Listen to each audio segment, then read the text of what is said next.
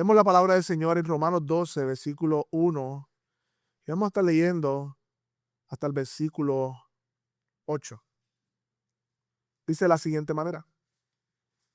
Por tanto, hermanos, les ruego por las misericordias de Dios que presente sus cuerpos como sacrificio vivo y santo, aceptable a Dios, que es el culto racional de ustedes. No se adapten a este mundo, sino transfórmense mediante la renovación de su mente para que verifiquen cuál es la voluntad de Dios, lo que es bueno y aceptable y perfecto. Porque en virtud de la gracia que me ha sido dada, digo que a cada uno de ustedes que no piense de sí mismo más de lo que debe pensar, sino que piense con buen juicio según la medida de fe que Dios ha distribuido a cada uno. Pues así como en el cuerpo tenemos muchos miembros, pero no todos los miembros tienen la misma función, así nosotros que somos muchos, somos un cuerpo en Cristo e individualmente miembros los unos de los otros. Pero teniendo diferentes dones, según la gracia que ha sido dada, usémoslos. Si es el de profecía, úsese en proporción de la fe. Si es el de servicio, en servir. O el que exhorta, o el que enseña en la enseñanza. El que exhorta en la exhortación. El que da con liberalidad. El que dirige con diligencia. El que muestra misericordia con alegría. Hoy es un día especial, mis hermanos, como hemos hablado. Hoy es un día donde Dios nos concede, al final del servicio, vamos a ordenar a 2 hombres al servicio o el ministerio diaconal de la Iglesia Bíblica Metro. Y por eso vamos a este pasaje de la palabra para que veamos cómo el evangelio, es decir, la misericordia de Dios, es la razón del servicio a Dios. Y no solamente eso, sino cómo esa misma misericordia de Dios nos hacen personas útiles para su reino. Mi hermano, yo estoy consciente que la sociedad en que vivimos, posmoderna, o no sé si más que posmoderna, estamos ya en la hiper posmodernidad. Ya ni siquiera la realidad importa, ni las verdades, nada importa ahora mismo, solo lo que tú sientes.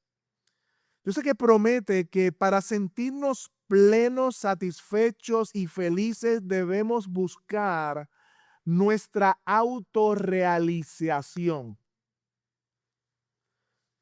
lograr nuestras metas, nuestros sueños, mis sueños. Debemos ensimismarnos, servirnos a nosotros mismos, aislarnos de los demás que son una amenaza a mis planes y convertirnos en consumidores transaccionales que buscamos provecho para nuestro propio bien. Si tuviéramos una Biblia, eso fuera un verso de esa Biblia del mundo. Pero la palabra de Dios nos lleva por la ruta contraria, mostrándonos, mis hermanos, que la verdadera plenitud, el sentirse realizado, el verdadero propósito y gozo no se encuentra en mí o dentro de mí, sino fuera de mí. Es decir, la verdadera felicidad, plenitud y propósito se encuentra en vivir nuestras vidas como un sacrificio vivo, santo, aceptable a Dios, para que siendo transformados en la renovación de nuestra mente, comprendamos su voluntad en nuestra vida y esto se refleje en servicio a otros. Déjeme sintetizarlo un poco más, seguir achicando la idea de este pasaje que queremos transmitir. La verdadera plenitud se encuentra en hacer la voluntad de Dios. Y es la voluntad de Dios. Escúchame, tú quieres saber cuál es la voluntad de Dios de todo el mundo. Yo quiero saber cuál es la voluntad de Dios de mi vida. ¿Cuántos dicen amén? Amén. La voluntad de Dios para tu vida no es que decir que tú vivas para ti mismo, sino que vivas para otros. Esa es la voluntad de Dios para tu vida. Por eso hoy veremos un sacrificio vivo. Un sacrificio vivo. Y veremos 4 cosas de este pasaje. Veremos, tenemos suficientes razones, es la primera parte que vamos a ver. Tenemos suficientes razones. En segundo lugar, vivamos en sacrificio vivo. En tercer lugar, renovemos nuestra mente. Y en cuarto lugar, veremos, sirvamos a Dios bien, sirviendo a otros bien. Amén. Así que este pasaje es para la iglesia, pero particularmente para mis hermanos Don Carlos y mi hermano Reinaldo, que están en medio nuestro. Y quiero que ustedes particularmente presten atención en lo que la Biblia les llama hoy como hombres que van a ser llamados al oficio de diaconar, a vivir. Veramos en primer lugar, tenemos suficientes razones. Versículo 1. Vayan conmigo, capítulo 12. Por tanto, hermanos, les ruego por la misericordia de Dios que presenten sus cuerpos como sacrificio vivo y santo, aceptable a Dios, que es el culto racional de ustedes. Mis hermanos, estamos ante uno de los pasajes más conocidos del Nuevo Testamento, que precisamente se encuentra en uno de los libros más conocidos e importantes del Nuevo Testamento. En la carta a los romanos ha sido estas cartas, ¿verdad?, que en la historia del cristianismo ha tenido un significado grande, aún en el aspecto de nosotros como protestantes y reformados. Definitivamente, Romanos no es más inspirado que otro libro de la Biblia, si por si acaso. Dios inspiró a todos los libros de la Biblia de manera igual por medio de su espíritu. Son autoritativos, es verdad de Dios. Pero la carta de Romanos trata de manera amplia, clara y abarcadora lo que es el fundamento de nuestra fe, que es el evangelio. Cómo el hombre puede ser salvo y qué hizo Dios para que fuera salvo. Claro que los evangelios de Mateo, Marcos, Lucas y Juan nos muestran eso, pero particularmente Romanos nos enseña cómo nos apropiamos de esa salvación y cómo vivimos a la luz de esa salvación. De hecho, fue esta carta, fundamento doctrinal, ¿verdad?, de Martín Lutero en el movimiento de la Reforma Protestante.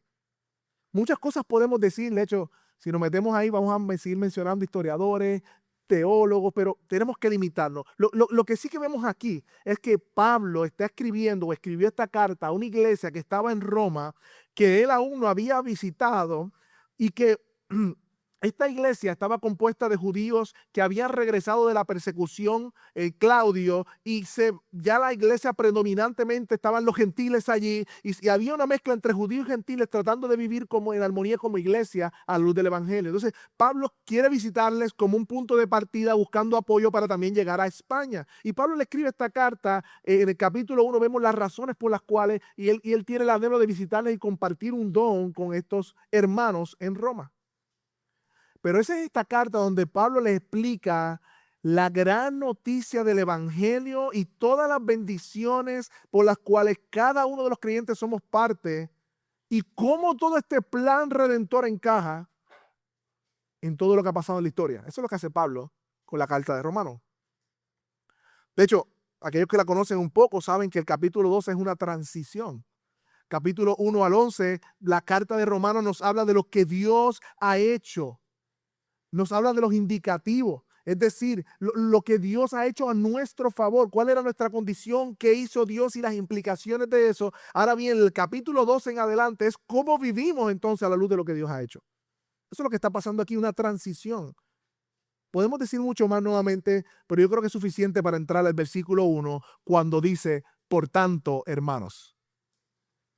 Detengámonos aquí porque esto es importante. Esta palabra, por tanto, en otras versiones dice, así que. No sé si nadie aquí empieza una oración. Así que, lo que Pablo está diciendo con ese por tanto, esa pequeña conexión de discurso, es que Pablo está conectando todo lo que ha dicho del capítulo 1 al capítulo 11 con lo que va a decir ahora. No solamente el contexto inmediato, sí, pero todo lo que ha dicho hasta ahora.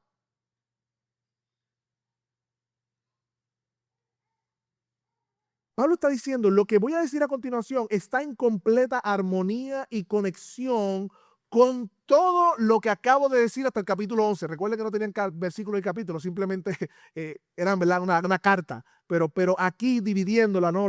Muchos años después, en este capítulo 12, esa transición.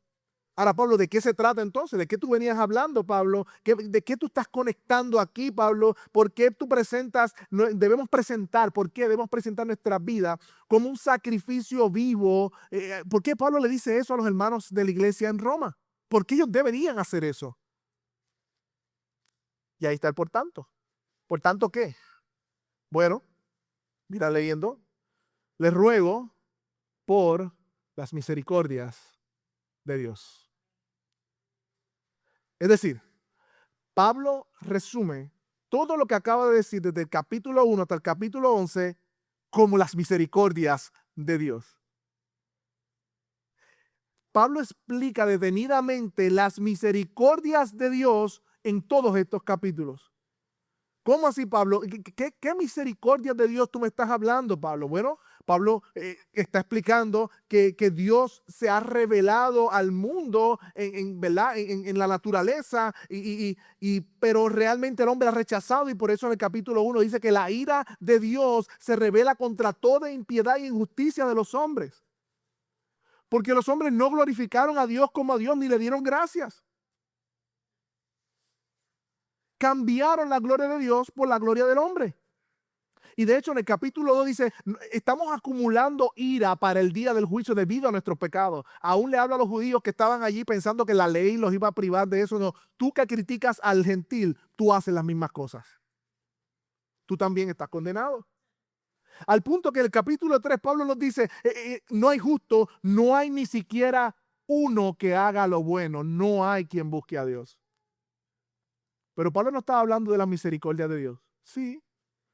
Pero para entender la misericordia de Dios tenemos que entender el contexto de donde Dios nos salvó y nos rescató. Éramos objetos de su ira por nuestros pecados. Y dice el capítulo 3, 19 al 20 que Dios hizo todo esto para que toda boca se cierre delante de Dios, porque todos quedaron cortos de su gloria.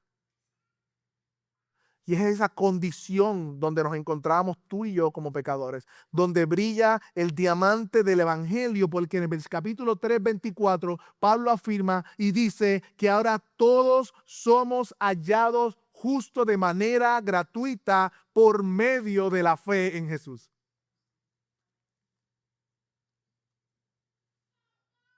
Cristo fue la propiciación por medio de su sangre. Él pagó el precio de nuestros pecados. Entonces Dios es el justo, el que justifica al que tiene fe en Jesús. Por lo tanto, el capítulo 4, 5, Dios justifica al impío, lo declara justo por medio de la fe. Y recibe en el 4, 7 la bienaventuranza del perdón. Y como es por gracia, no por algo que yo hice, sino por su gracia, la promesa es firme, permanece el perdón de Dios. Mira la misericordia de Dios. Ahora tenemos paz para con Dios, capítulo 5, versículo 1.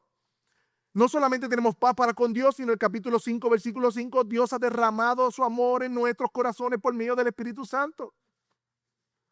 Y donde abundó el pecado, sobreabundó la gracia de Dios. Y no solo eso, sino que ahora en el capítulo 6 nos dice, ahora ustedes tienen una nueva identidad. Ahí seguimos hablando de la misericordia de Dios. Ya el pecado no es su rey, no se enseñoreará de ustedes. Capítulo 6, versículo 14. Pero hay una realidad, capítulo 7, versículo 24. No hemos sido librados de la presencia del pecado y en ocasiones decimos, ¿quién me librará de este cuerpo de muerte cuando luchamos con el pecado? Pero en ese mismo contexto, gracias a Dios por Jesucristo, que nos libra del pecado. Por lo tanto, no hay ninguna condenación, capítulo 8, versículo 1, para aquellos que están en Cristo Jesús. No hay ninguna condenación. Porque la ley del Espíritu me ha librado de la ley del pecado. Y no solo nos perdonó y nos ha librado de la ley del pecado, sino que ahora somos sus hijos porque nos dio el Espíritu de adopción. Como dice Romanos 8:16. Y como somos sus hijos, Dios nos da la certeza de que todo lo que opera en nuestra vida coopera para bien conforme a su propósito. Porque fuimos predestinados, llamados, justificados y seremos glorificados. Por lo tanto, si Dios entregó a su Hijo para el rescate nuestro y el pago de nuestros pecados, dice el texto, ¿cómo nos dará también otras cosas? Todas las otras cosas que necesitemos. Por eso nada nos separará del amor de Dios que es en Cristo Jesús, Señor nuestro. Y sabiendo que ha sido un acto de la bondad y de la gracia soberana de Dios, el texto en el capítulo 9 dice, tendré misericordia del que yo tenga misericordia, no depende del que quiere ni del que corre, sino de Dios que tiene misericordia. Por eso podemos ir a predicar, y amigo que está aquí, podemos predicarte a ti, que si tú confiesas con tu boca que Jesús es el Señor y creyeres en tu corazón que lo levantó de los muertos, dice el texto que serás salvo. Y todo el que cree no será avergonzado, más bien todo el que invoque el nombre del Señor será salvo. Y aún los propósitos redentores, el remanente de Israel, será salvado igualmente por gracia, igual que los gentiles, que nosotros hemos sido injertados en el mismo olivo como pueblo de Dios. Porque Dios sujetó a todos a desobediencia para tener misericordia de todos. Por eso, ante las misericordias de Dios, Pablo, en los versos justo antes del que leímos, que le dice, por tanto, vayan conmigo un poquito antes, capítulo 11, versículo 33, Pablo tiene que hacer una exclamación debido a la sabiduría de la profundidad, de la riqueza y de la sabiduría del conocimiento de Dios. Dice Pablo, cuán insondables son tus juicios, inescrutables sus caminos, pues ¿quién ha conocido la mente del Señor? ¿O quién llegó a ser su consejero? ¿O quién le ha dado a él para que desea recompensar o le tenga que recompensar? Porque de él, por él y para él son todas las cosas. A él sea la gloria para siempre. Amén. Yo creo que ahora estamos listos para leer el por tanto. Por tanto, hasta yo me cansé. Sintetizamos casi todos Romanos ahí. Por lo menos una serie de 3 años de predicación.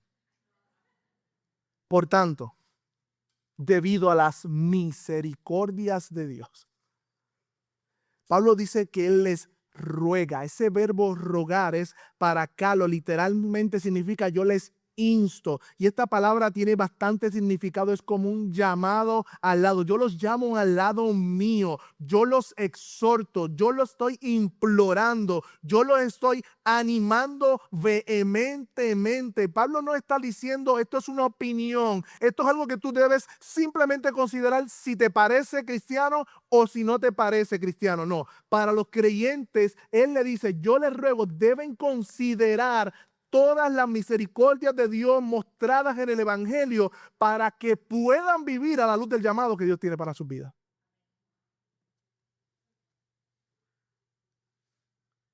Y es precisamente, hermano Carlos y hermano Reinaldo, la gloria y la belleza del Evangelio del Señor Jesucristo, las razones suficientes para presentar nuestros cuerpos como sacrificio vivo, santo y agradable a Dios.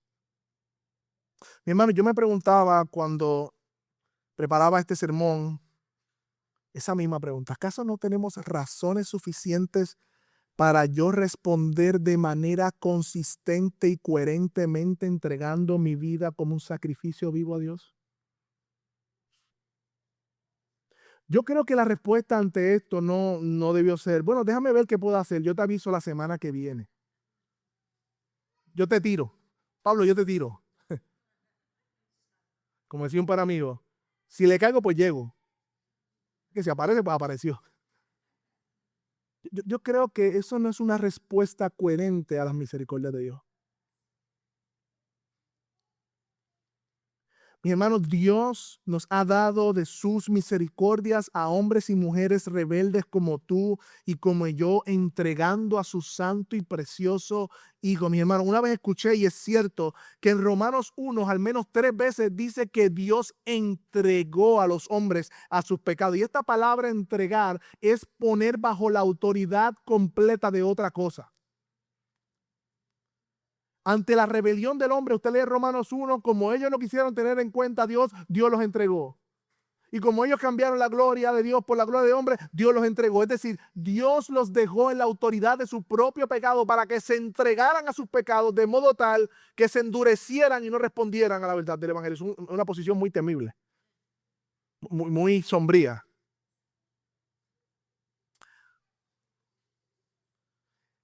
Esta idea carga a la idea de rendir a una persona o cosa a la autoridad de otra. Es como cuando alguien entrega a un villano a la policía, lo entrego, ahí está. Y esta palabra que Dios entregó no vuelve a aparecer hasta Romanos 8, donde dice que que Dios no escatimonia a su propio Hijo, sino que lo entregó. Dios entregó a su precioso Hijo Jesús no para el dominio del pecado ni el dominio de Satanás, sino como el objeto de la ira en contra del pecado para que Él recibiera el justo castigo de los pecados de aquellos hombres que se habían entregado y rebelado contra Dios. Y en el Evangelio se revela la misericordia de Dios, que son las razones suficientes para seguir leyendo el texto que estamos leyendo, que nos exhorta entonces, en segundo lugar, a que vivamos como en sacrificio vivo. El mismo versículo. Por tanto, les ruego por la misericordia de Dios que presenten sus cuerpos como sacrificio vivo y santo, aceptable a Dios, que es el culto racional de ustedes. Es decir, a la luz de la misericordia de Dios, Dios y Pablo, por medio del Espíritu Santo, llama a los creyentes en Roma a que sus vidas sean como un sacrificio vivo. Definitivamente, Pablo está usando como una imaginaria, unas imágenes de la adoración del Antiguo Testamento, del Antiguo Pacto. Y aquellos que llevamos leyendo, ¿verdad?, el Antiguo Testamento, oye, no perfectamente, pero sí sinceramente estamos ahí en nuestro plan, nos atrasamos, vamos, vinimos, ya estamos en Deuteronomio. Vemos que particularmente en Levítico, Dios dio instrucciones claras y específicas de cómo debían hacer estos sacrificios de actos de adoración a Dios del pueblo hacia Dios.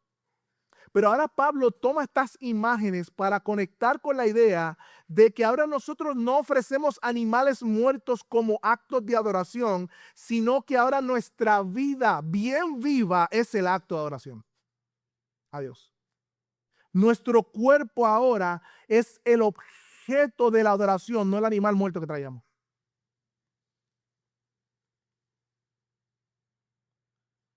Todo lo que hacemos o todo lo que somos y hacemos para Dios es un sacrificio vivo y santo. Dice un comentarista, los creyentes son exhortados a hacer una dedicación decisiva de sí mismo como adoradores que se acercan a colocar sus ofrendas en el altar. Así como en el antiguo pacto estos hombres y mujeres separaban este animal y voluntariamente iban, yo lo pedí de manera voluntaria, traían esta ofrenda como sacrificio de adoración a Dios, así ahora voluntariamente traen sus propias vidas como una ofrenda de adoración a Dios. Si se fijan, dice presenten sus cuerpos, es decir, y esto es bien interesante, las misericordias de Dios son las verdades espirituales pero estas verdades espirituales no son conceptuales, no son para que nos quedemos meditando, yéndonos al monte para encontrar a Dios en su misericordia, no. Tienen realidades que se materializan en nuestra vida, ese es el punto. No dice solamente presenten sus ideas sobre Dios, presenten sus cuerpos. Eso es lo que dice el texto. Los cuerpos hacen algo, se mueven. Somos llamados a no una respuesta contemplativa del Evangelio. Oh, qué hermoso es el Evangelio. Meditaré por siempre en él. Sí, gloria al Señor. Dios es tan bueno. Mira cómo nos sirvió. No, eso está chévere. Hay que profundizar, hay que meditar. Pero presenta tu cuerpo, todas tus facultades, tu mente, tu ser, tus manos, tus pies, al Señor como un sacrificio vivo. Y me llama la atención dos palabras. Dice vivo y santo. Y hay una relación allí. Vivo refleja la naturaleza voluntaria del acto. Yo de manera voluntaria presento mi cuerpo. Y santo, y qué bueno que lo vimos el domingo pasado, habla de la consagración y separación del creyente para el servicio a Dios. Servimos a un Dios santo que nos ha hecho santos. Y como nos ha hecho santos, nos ha separado del uso común para servir a Él por todo lo que hacemos. Vivo y santo. Y mientras que en el antiguo pacto la adoración a Dios requería quitar la vida del animal, en el nuevo pacto se trata de sacrificar nuestras propias vidas a Dios. Y esto es un acto de adoración espiritual. Por eso dice aceptable a Dios, que es el culto racional de ustedes. Así como cuando los sacerdotes seguían las directrices de Dios para el sacrificio y decía que Dios se agradaba del holocausto, del sacrificio, y sus ofrendas eran aceptadas, así nuestra vida puesta como un sacrificio vivo y santo, eso es aceptable, es agradable a Dios. Yo no sé si imaginan los judíos de la iglesia en Roma entendiendo todo esto con el entendimiento que ellos tenían del antiguo pacto. Espérate. Ahora yo soy ese sacrificio vivo. Mis padres me contaron, o todavía posiblemente habían sacrificios dándose, aunque ya Hebreo reconoce que eso ya no estaba pasando. Pero quizás muchos de ellos lo vivieron, quizás lo estaban viviendo. Ya no es el animal. Hay una transición aquí. Ahora es mi vida en sacrificio vivo. ¡Wow! Y no solo eso, sino que el apóstol añade una palabra importante, es el culto racional de ustedes. Y esta frase ha sido difícil de traducir, pero algunos la conectan que es la adoración espiritual o verdadera de ustedes. Otros dicen que significa entregar nuestras vidas a Dios en devoción y de todo corazón. Es el único culto razonable ante las misericordias de Dios.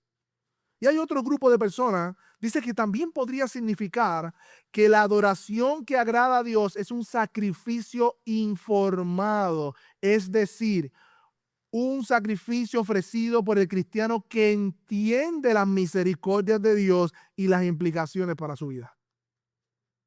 Y yo creo que no hay que separar una de otra. Creo que todos estos acercamientos son diferentes posiciones de una misma cosa.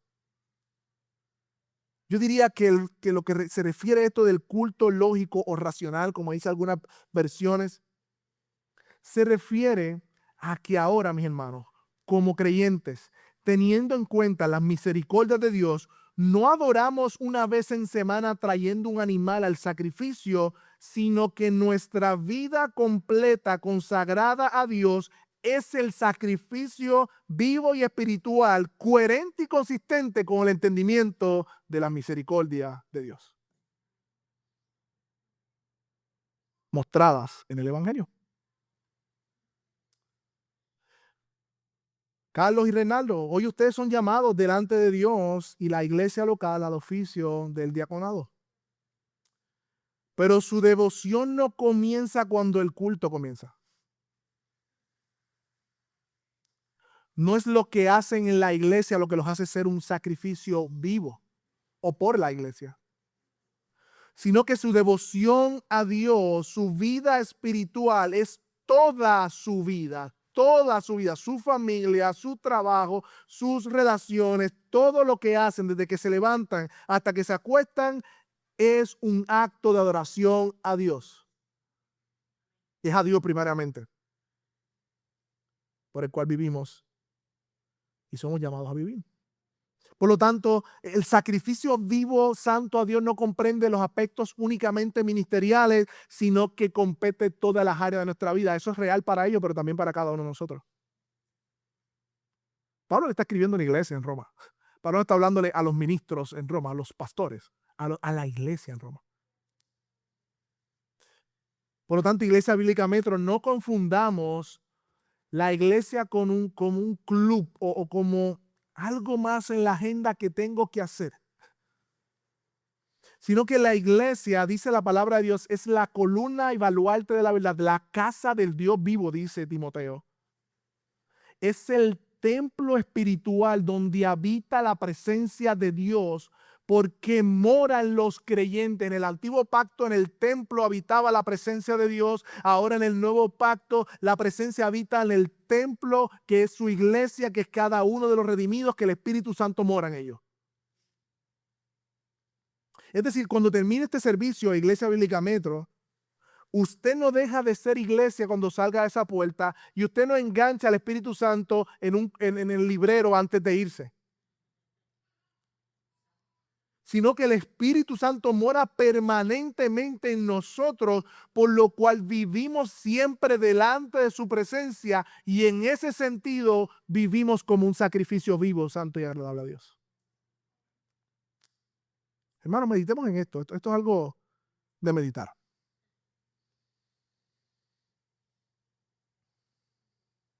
Así como el animal era presentado por completo y no en parte, así somos llamados nosotros como iglesia a presentarnos por completo.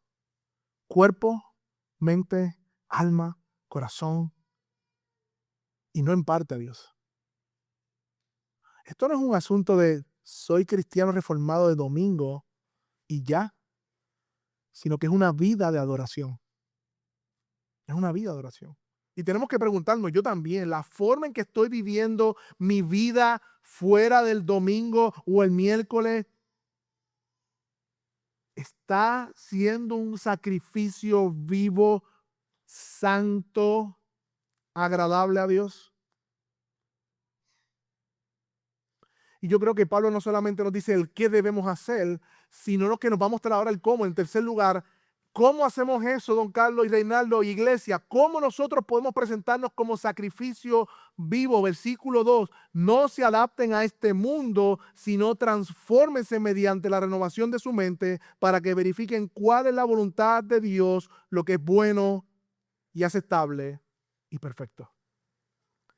Pablo no nos dice solamente el qué, sino el cómo podemos ofrecer ese culto racional. Y nos dice de dos maneras. No nos compliquemos tanto. A veces nosotros nos complicamos mucho. Dos maneras sencillas. La primera, parte primera del versículo. No se adapten a este mundo. Esa es la primera forma en que nosotros podemos ofrecer un sacrificio vivo a Dios. Que realmente es el culto consistente a su misericordia. No se adapten a este mundo. ¿Qué significa eso? Que no se adapten a este mundo. ¿Qué significa eso? Que no se adapten a este mundo. Eso es lo que significa.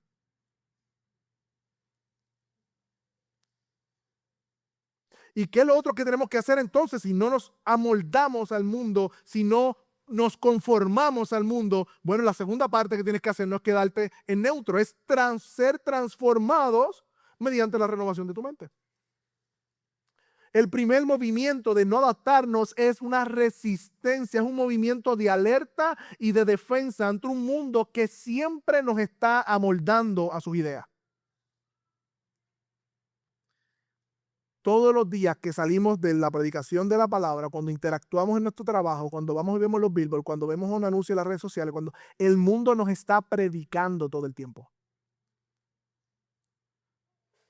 No pretenda, mis hermanos, vivir de un sermón a la semana sin usted abrir su palabra, porque va a ser un cristiano muy carnal, si es cristiano.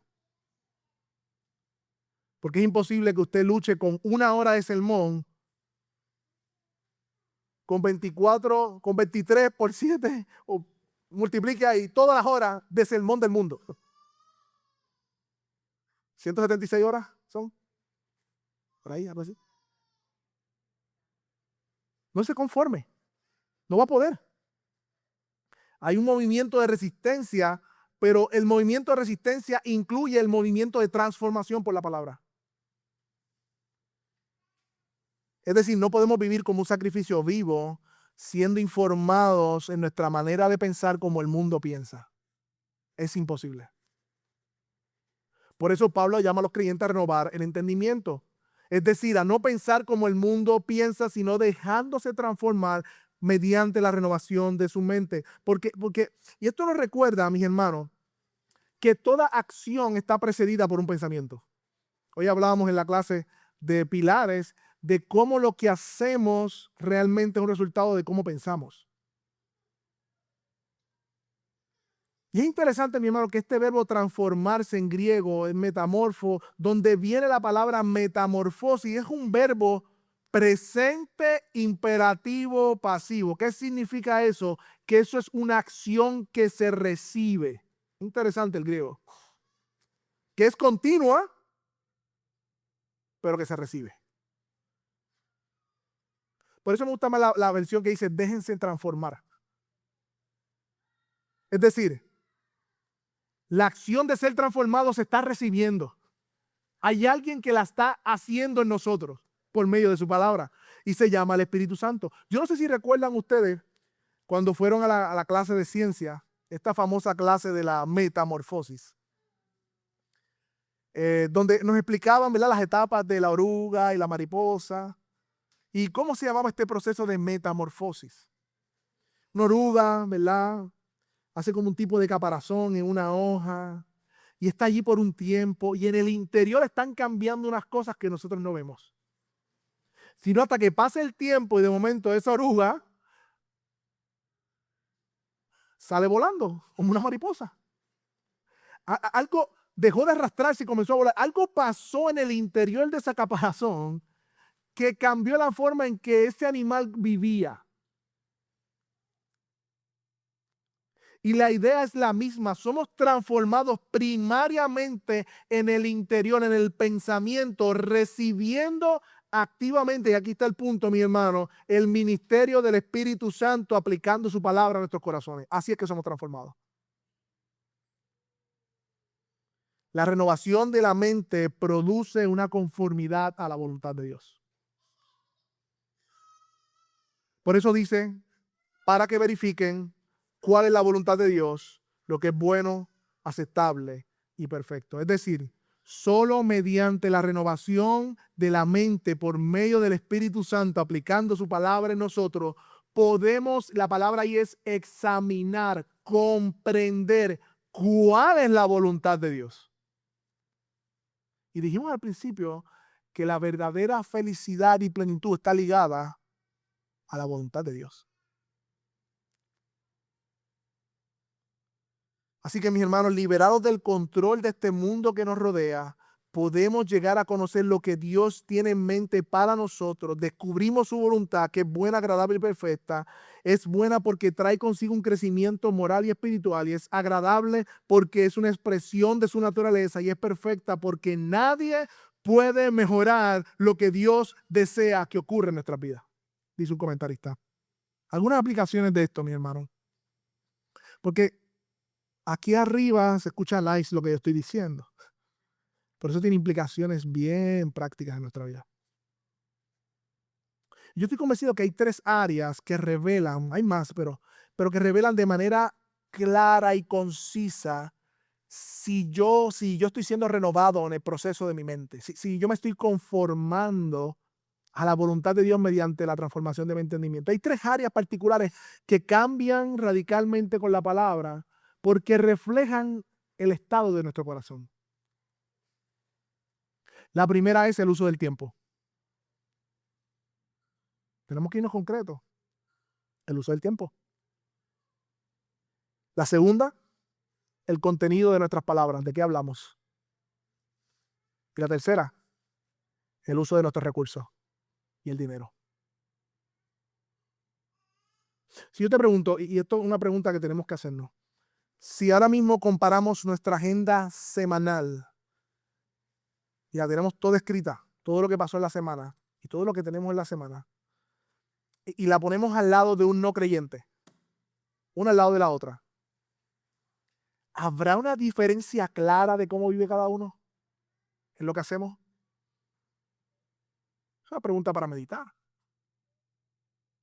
Se supone que como creyentes tenemos una nueva vida y nuestros deseos, anhelos y acciones son radicalmente distintos a lo como vive el mundo. ¿Cómo sabemos eso? Bueno, vamos a mirar nuestras prioridades y agendas, vamos a ver la de un no creyente, pongámoslos al lado. ¿Hay diferencia? ahí yo sé si estoy siendo amoldado al mundo, conformado a este mundo, o si la Biblia está shaping my priorities, marcando mis prioridades, moldeando mis prioridades. Sorry por el inglés ahí. No sé por qué me ocurrió esa frase ahí. Otra manera en que sabemos si realmente estamos siendo o amoldados a este mundo o siendo transformados por la renovación de nuestra mente es cómo usamos nuestros recursos. Si no pusiéramos nombre, y aquí en las pantallas se revelan los estados de cuenta de dos personas, ¿podría haber diferencia entre el creyente y no creyente en el estado de cuenta cómo usa su dinero? Si abrimos los planes financieros de cualquier familia, ¿se ve diferencia un plan financiero de un creyente o no creyente? Porque donde está tu tesoro está tu corazón, recuerden eso. Pero una tercera forma es las palabras, y Jesús también lo dijo, la abundancia del corazón abra la boca. Imagínense que ahora mismo hubiese una grabadora y usted no se dio cuenta, se grabó todo lo que usted habló en la semana en su teléfono. Y usamos esa grabación de 7 días o un mes. La metemos en ChatGPT y le decimos, ChatGPT, por favor. Usted le dice, por favor, a la AI. Sintetízame esto. ¿Cuáles son los temas de la semana de esta persona? Y hacemos lo mismo con un no creyente. ¿Cuáles son los temas de la semana? Sintetízamelo. Ponme ahí en general los 7 temas principales de lo más que habló, cómo habló, qué dijo, qué no dijo.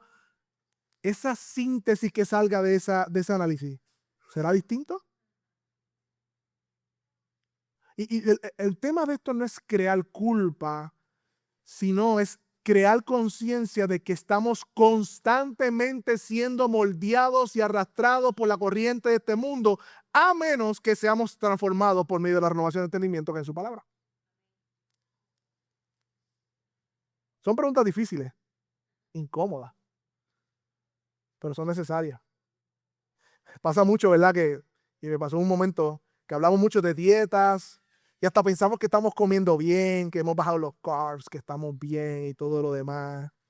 Pero mi hermano, nada de esas conversaciones ni de estas recomendaciones, mira, tú deberías comer esto, dejar aquello, no nos dice nada. Vamos al médico, saquemos el laboratorio a ver qué dicen los resultados de cómo tú estás comiendo. Ahí sí.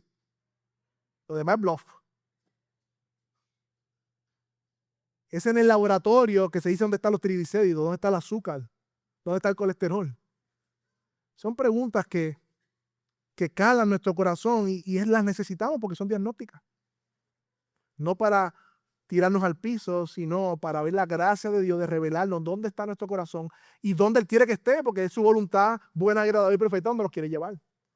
Por eso, en último lugar, y esto es una transición brutal, porque Pablo viene hablando de las misericordias de Dios, de cómo esas misericordias de Dios nos llevan a vivir en un sacrificio vivo, cómo ese sacrificio vivo, una vida en sacrificio vivo, necesitamos ser transformados en la forma en que pensamos, pero la primera área que afecta, y me gustaría seguir predicando Romanos 12 completo, pero no vamos a poder, la primera área que afecta el cómo vivimos tiene que ver con nuestro servicio en la iglesia. Porque Pablo, tan pronto termina de hablar de la transformación de la mente, comienza a exhortar a los creyentes en Roma acerca de su servicio al Señor en la iglesia. Por eso veamos en último lugar, sirvamos a Dios sirviendo bien a otros. Porque en virtud de la gracia que me ha sido dada, digo a cada uno de ustedes que no piense de sí mismo más de lo que debe pensar. Tiene el versículo 3. Según la medida de fe que ha distribuido a cada uno. Versículo 4, pues así como en un cuerpo tenemos muchos miembros, pero no todos los miembros tienen la misma función, así nosotros que somos muchos, somos un cuerpo en Cristo, individualmente miembros los unos de los otros, pero teniendo diferentes dones, según la gracia que nos ha sido dada, usémoslos. Vamos a darlo ahí. Ahora Pablo lo que les dice, apelo al don apostólico que Dios me ha dado y a la autoridad apostólica para decirle lo siguiente. Esto es lo que les voy a decir. Y es revelador, Porque al igual que la carta de Efesios, cuando Pablo termina de predicar esa profundidad del evangelio en Efesios, vimos en la clase esta mañana, lo primero que hace es exhortar a la iglesia a vivir en unidad como cantamos y a ser capacitados para servirnos unos a otros. Y hace lo mismo en Romanos. Luego de que habla de esa transformación de la mente, lo primero que llama a los creyentes en Roma es a mirar los dones que Dios ha dado a cada uno de ellos para que los sirvan, para que los usen unos para con otros. Es fascinante. Y básicamente Pablo nos dice 3 cosas acerca de esto. 3 cosas. En primer lugar, no pienses de ti más de lo que debes pensar. En otra versión, no tengas un alto concepto de sí, de ti mismo. Es decir, no seas orgulloso, para hacerlo más sintético, más claro. Para poder servir como un sacrificio vivo, debemos ser humildes. Carlos y Renaldo hoy, el Señor los comisiona como diáconos para el oficio diaconal de la Iglesia Bíblica Metro, pero no le da ningún derecho ni puerta a ustedes para la vanidad y el orgullo, sino más bien para la humildad de que están sirviendo a Cristo.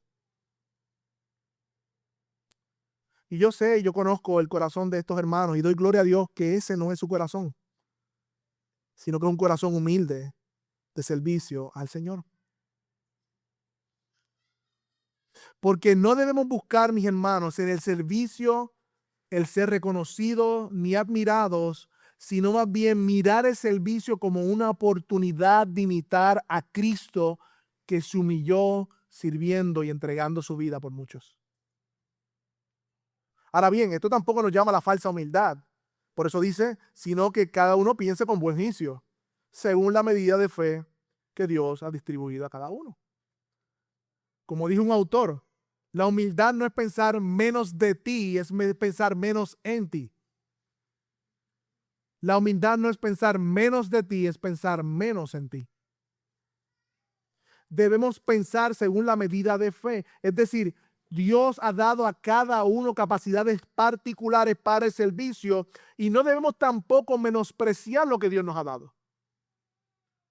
No, hermano, usted hizo tal cosa muy bien. No, yo soy un gusano. Yo sé que queremos cuidarnos del orgullo. Yo sé que queremos, hermano, gloria al Señor, qué bueno que fue edificación a su vida. Y si a usted le sale un gusanito en el corazón porque está buscando halago, usted tiene que bregar con eso delante del Señor. Pero tampoco es menospreciar los dones que Dios nos ha dado. No piense más, pero tampoco piense menos, según la medida del don de Dios. Piensa con cordura, y literalmente es que cuando nosotros nos envanecemos, estamos locos, literalmente. Y Pablo dice en Corintios 1:4, ¿qué tú tienes que no has recibido? Y si lo recibiste, ¿por qué te glorías como si no lo hubieses recibido? Tú estás loco, en otras palabras. Tú estás loco, eso me salió un poquito ahí acento. Debemos preservar la unidad de la diversidad. Eso es lo segundo que dice Pablo aquí. Mire el versículo 4. Pues así como un cuerpo tenemos muchos miembros, no todos los miembros tienen la misma función. Es decir, las misericordias de Dios revelan que no son un asunto meramente individual de Dios salvando individuos, sino que Dios sí salva individuos, pero los unes a un cuerpo de creyentes y que a ese cuerpo de creyentes, que es la iglesia, los capacita de manera tal para que ahora sean instrumentos de Dios y no instrumentos de la carne. Y hay diversidad porque Dios ha capacitado a cada uno de los miembros de la iglesia de manera distinta para servir al cuerpo. Por eso no tienen todos la misma función. Y aún si hubiesen 3 bateristas, 4 pianistas, 4 pastores, aún sirviendo en los mismos oficios de la misma manera, el mismo servidor, no importa, aún sirven de manera distinta porque Dios nos creó de manera distinta. Y traen edificación al cuerpo que corresponde de manera distinta. Y es esencial para el cuerpo. Hay diversidad en la unión porque somos miembros uno de los otros. Pero es importante que el texto exalta o señala que hay diversidad. Y es importante la manera que cada miembro sirve. Es útil, es necesaria. No solamente la del pastor, los diáconos ahora, o los servidores, o los que cantan, o los que visitan, o los que, no solamente la de ellos, cada uno de los miembros de la iglesia. Cuando deja de servir como Dios lo llama a servir, afecta el cuerpo. Porque nadie va a servir como esa persona va a servir. De manera particular, como Dios la capacitó. Por lo tanto, debemos usar los dones donde Dios nos capacitó para que los usemos según la gracia que nos ha dado, versículo 6. Pero tenemos diferentes dones según la gracia que nos ha sido dada. Y dice el texto, escóndanlos. No, usémoslo. Usémoslo. Usémoslo. Y da una lista de dones. Ahí no es exhaustiva, hay más. Pero hay una lista de capacitaciones espirituales que Dios da a su pueblo para el beneficio de su pueblo. Cada creyente, dice Pedro, que ha recibido al menos un don. Según el don que ha recibido, ministralo. Al menos uno. Y debe usarlo para la edificación del cuerpo. Recuerden cómo inicié. Yo creo que el texto lo que nos está enseñando, la verdadera plenitud de hacer la voluntad de Dios, y la voluntad de Dios es que seamos sacrificio vivo, santo y agradable a Dios, una respuesta congruente con su evangelio, y esa respuesta congruente con su evangelio radica en un cuerpo presentado vivo para servir. ¿A quiénes? A la iglesia. Ahora, yo no voy a entrar a todos los dones, voy a entrar a uno particularmente que me corresponde hoy, que es el don de servicio. Versículo 7. El que sirve en servir. El don de servicio, esta palabra aquí en original griego es diaconeo, de donde viene la palabra diácono. Se puede aludir, y yo creo que sí, que es un don que comparten todos los cristianos. O sea, todos debemos seguir el ejemplo de Cristo que sirvió. Y él nos dijo, y le dijo a sus discípulos, así como yo les he servido, ustedes sírvanse, ámense uno. Todos los creyentes servimos, de alguna manera u otra. O debemos servir. De hecho, hay un dicho que dice, el que no vive para servir, no sirve para vivir. Eso no está en la Biblia. Pero muy cierta. El punto es que sí se puede aludir que es un don para todos, de manera general. Pero yo creo que la palabra diaconeo tiene también un sentido más limitado en este texto, que hace referencia al ministerio que realizaban concretamente los diáconos en la iglesia. Y recuerden que en el contexto los diáconos servían en la iglesia para librar a los pastores de las tareas físicas, para que los pastores se pudieran dedicar a la oración, a la predicación o todo lo que tenga que ver con el ministerio de la palabra, y ellos junto a los pastores sirven las necesidades físicas de la iglesia. Porque todos los demás aquí tienen un sentido, actividades particulares.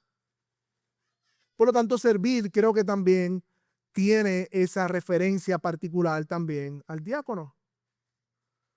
El diácono ministra, sirve a la iglesia organizando y supliendo las necesidades materiales de la comunidad, velando porque los pastores puedan dedicarse a la oración y la predicación de la palabra, y también sirven como guardianes de la unidad del cuerpo. Es decir, a nosotros hoy ordenar al oficio diaconal, al don Carlos y al hermano Reinaldo, estamos reconociendo que tienen el carácter y los dones para servir, que Dios se los ha dado a ellos, para servir de manera particular a esta iglesia local. Y este es un don que le ha concedido a estos dos hombres. Así que, iglesia, yo creo que aún la ordenación de estos diáconos debe ser una reflexión a nuestra propia vida y preguntarnos, ¿yo estoy poniendo mi vida al servicio del cuerpo de Cristo? Porque aquí hay una hermosa imagen que Dios providencialmente nos regala. No sé si lo han notado, pero tenemos un hombre ya anciano que ha vivido, que ha criado, que está en el ocaso de su vida, pero está presto para servir a donde Dios lo llame. Con temor, con debilidad, y aún renuente en ocasiones que tuve que... Pero ahí está, ahí está. Pero por otro lado también Dios nos da un hombre joven que está comenzando la carrera de la crianza, que está en la temporada activa y productiva laboral de su vida para traer sustento a su casa y cuidado a su familia, pero al igual está poniendo su vida como un sacrificio vivo, santo, agradable a Dios. El servicio a Dios no tiene edad ni excusa.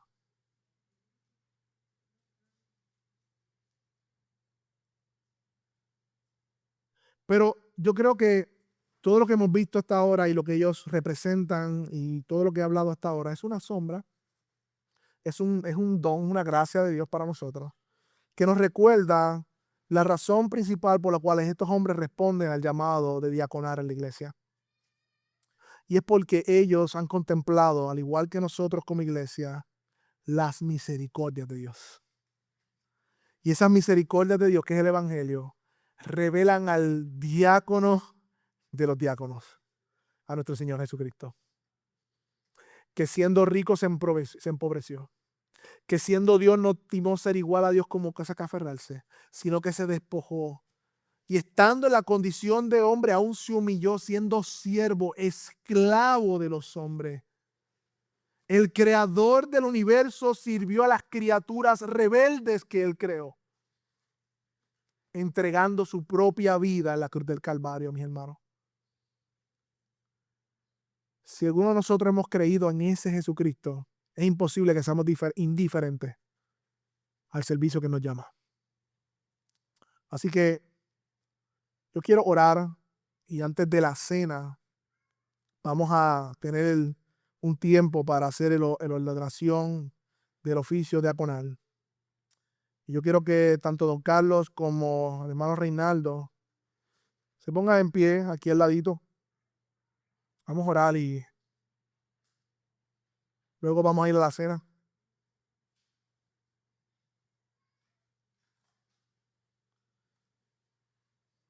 Preparemos nuestros corazones. Pueden ponerse de frente hacia la congregación.